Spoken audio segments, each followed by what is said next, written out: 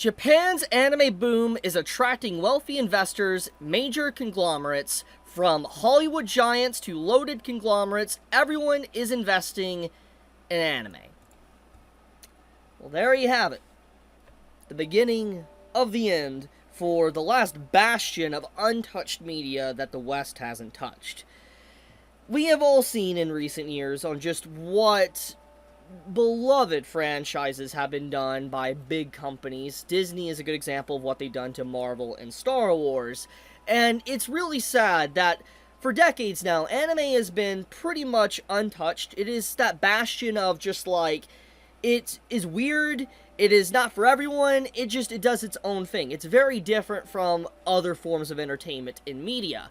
And now that Hollywood is dipping their toes and fingers into the anime and manga pie, it's only a matter of time until it is eventually pushed out like just factory-made stuff. Like it's on a factory-produced cycle, and there is no love, care, or passion for these projects at all, for the original work, because what these companies are going to want, and what Hollywood is going to want, is just to make as much money as they can, while watering everything down to the point where it's for modern audiences, when anime never should be for modern audiences. And let's talk about that one for a second. Anime has always been weird. I think anyone that is, not just surface level anime watcher, for instance, they only watch, let's say, no offense to these people, but you only watch JJK or Boruto, or you watch Dragon Ball, etc. If you watch more than that, you'll know that anime is pretty weird. It is. It's very weird. There is a lot of weird stuff in anime. And because of the weird nature of anime, and especially manga, and then diving an extra layer deeper, light novels, and then web novels, it's weird where it turns off a lot of people from basically wanting to start certain series. And it's effectively its own gatekeeper. It gatekeeps people away. But the thing is that we have seen as of late that a lot of stuff has been manipulated by Western companies. Crunchyroll is a good example of this, of what they have done to some anime. Maid Dragon is a good example. Obviously, this is old story, but the point still stands, is that we have seen these Western companies straight up take a series and try to make it for modern audiences, or censor it, or some shape or form. We have seen this, just to be able to make a quick buck, but also agenda push.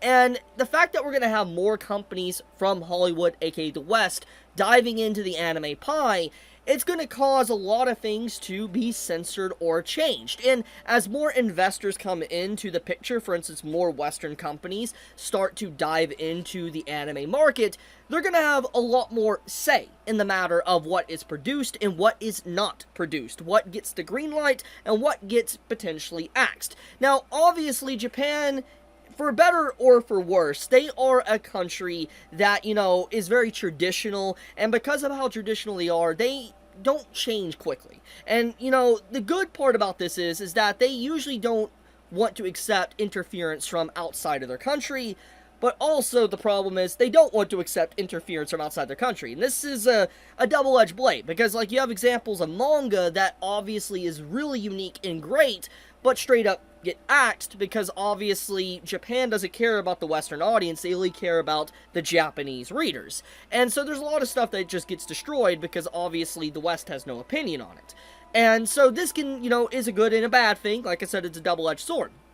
But the point of the matter is, as more and more Western companies dive in to the said pie, it's going to make it to where they have more of a voice than the Japanese audience, and it's going to cause it to where it waters down the very material that many anime fans have been getting into for a very long time, and make it to where it's no longer a form of entertainment that is actually meant for you. It's kind of like, going back around to this, because it's a very good example, Star Wars. Star Wars or Marvel, especially Star Wars. I'm a big Star Wars fan. I love the original trilogy. I even love the, prequel trilogy.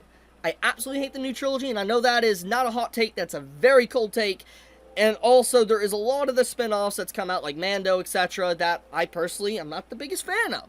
I'm going to be completely blunt. You can feel free to disagree with me. But the point of the matter is that it's very clear that modern-day Star Wars is not for me. Even though it's weird, because It's like they don't make Star Wars for the OG fans, the people that have been basically nerding out for it for a very long time. And I feel like that's what's going to happen to anime, is that they're going to cater to individuals that don't really care about the overall, I guess, lore, so to speak, of anime itself, and all the nuance and the different layers of anime and manga, and they're only going to care about surface level stuff, and it's going to water down the stories, it's going to water down just what to expect, and it's just going to feel very safe. And I don't want anime to feel like it's just always trying to play it safe. I think that is absolutely a bad thing. Now, getting into this actual article here that was, posted, I want to go over a few highlights. For one, what this article tries to point out is that there is quite a few companies that are now investing in anime. Hollywood is obviously a big one. We've definitely seen it as of late with Netflix and what they've been doing, especially with their live actions, like for instance, One Piece. And that's a good example here, is that with the live action One Piece, there's definitely a lot more merchandise of One Piece in the West than there was 5 years ago. One Piece has always been a huge series, but definitely wasn't as big in other countries, but obviously it is now, thanks to the live action's popularity. So let's get another double-edged sword of good and bad. But back into the main point, a lot of companies are investing in it that are mainly just financial companies. You have, Marubeni, and then you also have Mizuho. And these two companies are basically financial companies that invest in anime, and they also, some of these companies, like for instance Questory here, they have a blockchain, which, aka, if you don't know what a blockchain is, it is cryptocurrency. And so you have these financial companies that are investing in anime that clearly don't care about anime. They don't. At the end of the day, they don't care about, anime. They want to make money as quick as possible. And since anime is very lucrative and it's a growing and thriving business, I mean, even this article kind of points it out that, the overall, estimate of, like, the growth of anime in just 2022 was 2.9 billion USD. It's pretty insane, and it's only growing as time goes on. Anime is no longer a niche form of entertainment. It is actively becoming very huge all around the world, and even this article points out what I've been talking about for years now. Anime has gotten more popular thanks to COVID-19. With the pandemic and a lot of people being shut inside their house and basically, having nothing else to do but either play video games or watch something, a lot of people that, used to hate anime or call people weirdos because if you liked anime, you're weird, dived into anime because, they had nothing better to do.